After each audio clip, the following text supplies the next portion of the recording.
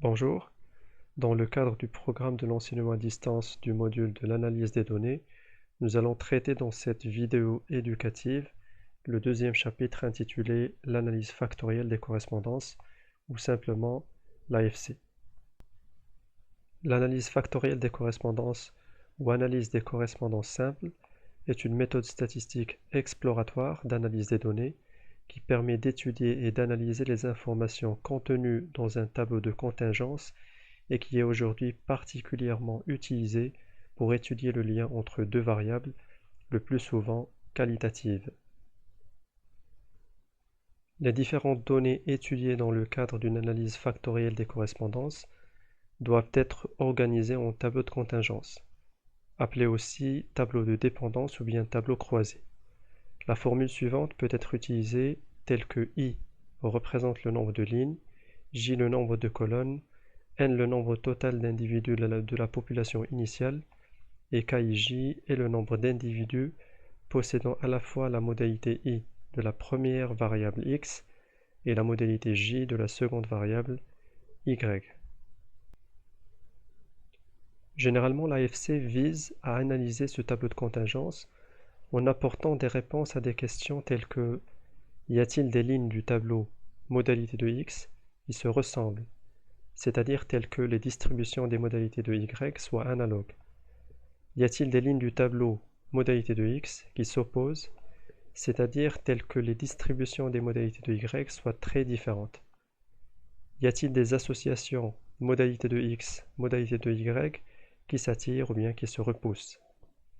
On peut aussi poser les mêmes questions pour les colonnes de ce tableau de contingence.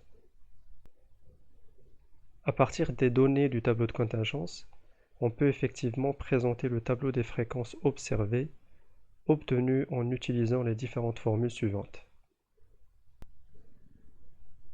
On dit que deux variables considérées sont indépendantes si la condition suivante est vérifiée. Dans le cas contraire, on déduit que ces deux variables sont donc liées. Si FIJ est supérieur au produit des marges, on observe un phénomène d'attraction. Donc les modalités I et J s'attirent. Cependant, si FIJ est inférieur au produit des marges, on observe un phénomène de répulsion, donc les modalités I et J se repoussent. Dans la suite de ce chapitre, nous allons présenter l'exemple suivant pour mieux analyser les autres volets de ce cours dédié à l'analyse factorielle des correspondances. L'un des objectifs principaux de cette étude est de savoir si les variables x et y sont indépendantes ou non. Donc la première étape est de regrouper les données dans un tableau de contingence et de calculer par la suite les marges de x et de y avec un effectif total n égale à 170.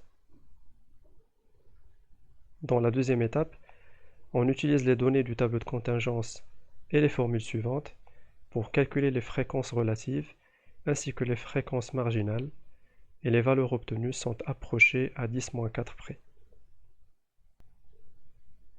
On peut alors déduire le tableau des fréquences relatives, mais cette fois exprimé en pourcentage. Dans la troisième étape de l'analyse de l'exemple proposé, nous allons procéder à la transformation des données. En considérant le tableau comme un ensemble de lignes, on utilise la formule suivante pour le calcul des différentes fréquences.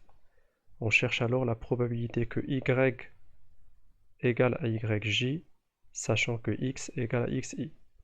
Cependant, en considérant le tableau comme un ensemble de colonnes, on utilise plutôt la formule suivante. On cherche donc la probabilité que x soit égal à xi, sachant que y soit égal à yj. En revenant à notre exemple, nous utilisons le tableau des fréquences relatives exprimé en pourcentage et on considère dans un premier moment que le tableau est un ensemble de lignes.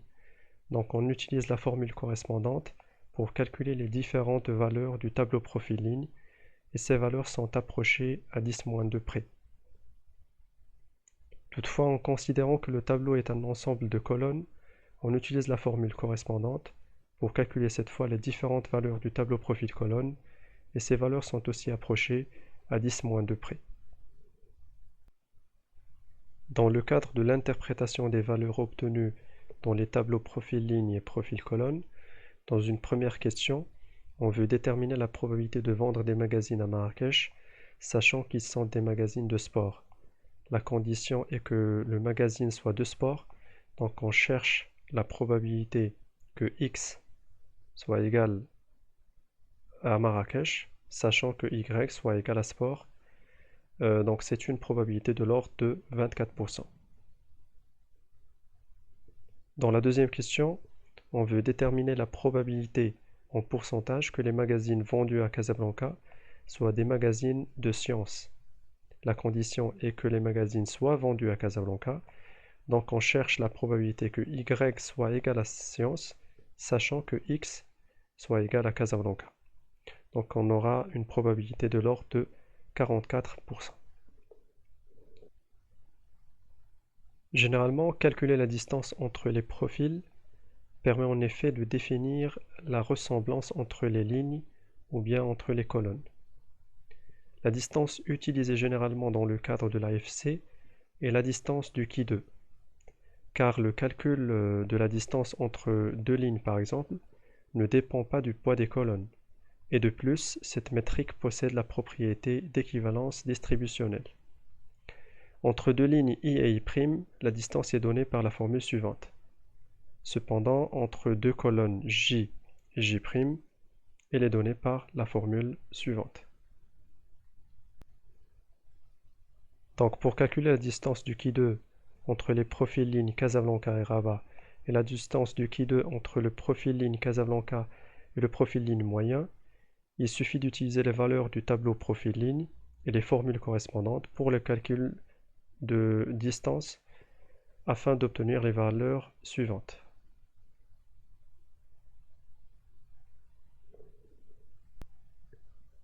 De même, pour calculer la distance du qui2 entre les profils colonnes sport et mode et la distance du qui2 entre le profil colonne sport et le profil colonne moyen, il suffit d'utiliser cette fois les valeurs du tableau profil colonne et les formules correspondantes pour le calcul de distance afin d'obtenir les valeurs suivantes.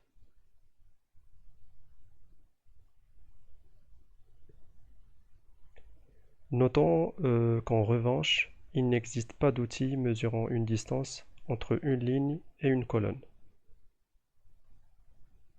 Dans la cinquième étape de notre analyse, nous nous intéressons au taux de liaison qui est généralement calculé en utilisant la formule suivante, avec le produit FI point fois F point J et le coefficient représentant le poids théorique.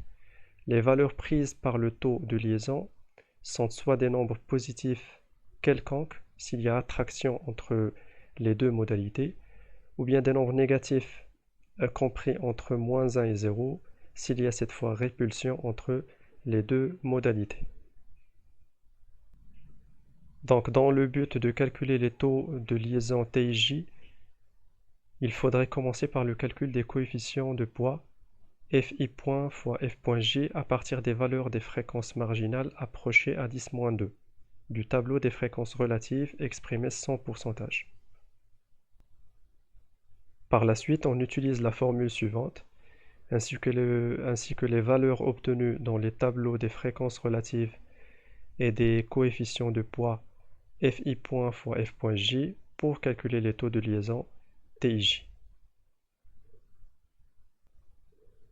À partir des valeurs calculées, on peut déduire que la plus importante répulsion est observée entre les profils Rabat et Sport.